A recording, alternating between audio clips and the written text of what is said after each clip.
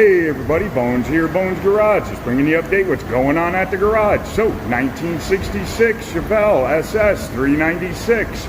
We now have the motor out and fully apart. We did have an issue with the head leaking through this gasket right over here, and that's where it was leaking. The gasket wasn't making good contact right in this area, so it was leaking everything out of that area. We also found out that the seal was bad, so there's the old two-piece seal right there. We already pulled it out. We're going to slide the new one in, and there is the main cap for the rear. That's your oil pump. So we're going to fix all that up, stop those leaks, we're hoping. We've already had the heads milled. They took about 5 thousandths off of each head to flatten it out and make sure it's good. The next thing we're going to do is we're going to straight edge the deck of the block to make sure that that is also flat. We're hoping and keeping our fingers crossed that everything on the block deck is good. So this way we don't have to tear the whole motor down and basically start all over. We're really trying not to do that. So as long as we get a nice measurement, if we have less than 2 thousandths deflection anywhere in here, we should be good. We've cleaned everything up as good as possible. We're pulling everything apart. We're checking everything out, making sure it's all good. Another thing we did was we got the head gaskets that are correct. And you can see the difference between the two head gaskets.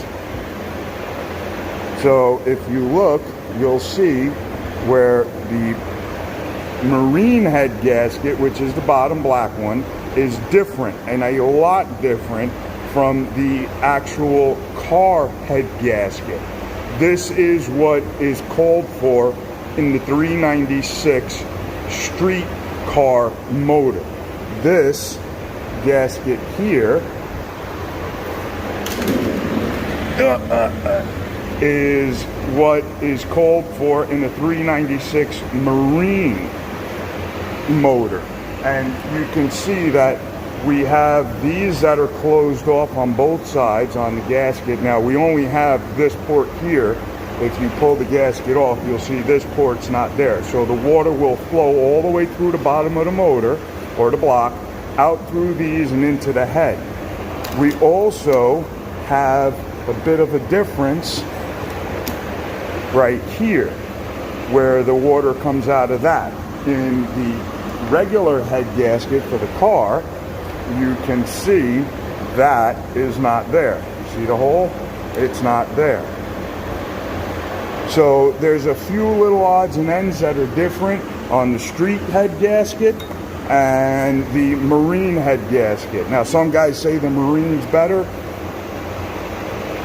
It's a choice, whatever you like. I prefer to use what GM would have used. That's what GM would have used at that time. It matches everything. So it could be a part of the reason why the car always ran hot. Might not be, but we'll find out once we get it all together. So there you go. That's what's going on with this. We're just about, like I said, ready to start putting this together. We just got to check the deck on the block, make sure that's good. If that's good, it will all go back together. Back here we have all of our parts, and you can see everything's nice, neatly organized. All of our nuts and bolts are all bagged and tagged right here. Everything's bagged, everything's tagged, the way it should be. So this way, when it goes back together, it's much easier to put back together.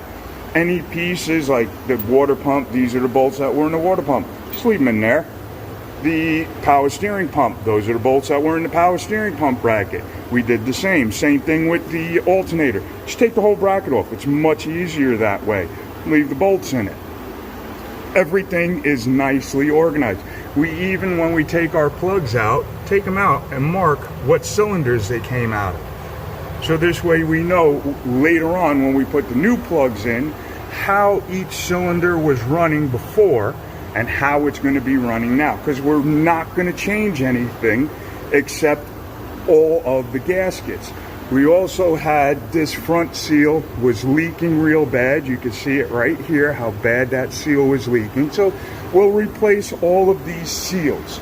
Now, some of them were leaking because the motor was built years ago and then just sat around. All the rubber starts to dry out.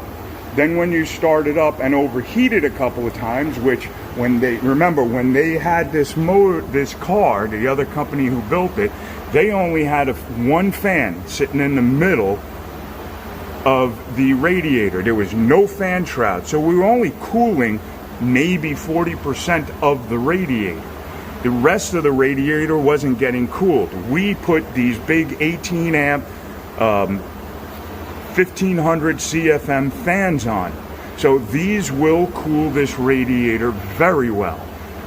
So we did all of that. Everything is organized. Everything is nice. Hopefully going to be putting this back together and getting her back out on the road. Alrighty, guys. We'll talk to you real soon. Have fun. 1966 Chevelle on her way. Okay, bye.